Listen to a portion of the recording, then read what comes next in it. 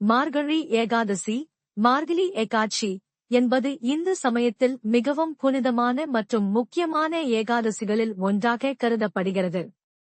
இது மார்கழி மாதத்தின் 11ஆம் நாளில் வருகின்றது. பொதுவாக டிசம்பர் முதல் ஜனவரி வரை மாதங்களில் நடைபெறுகிறது.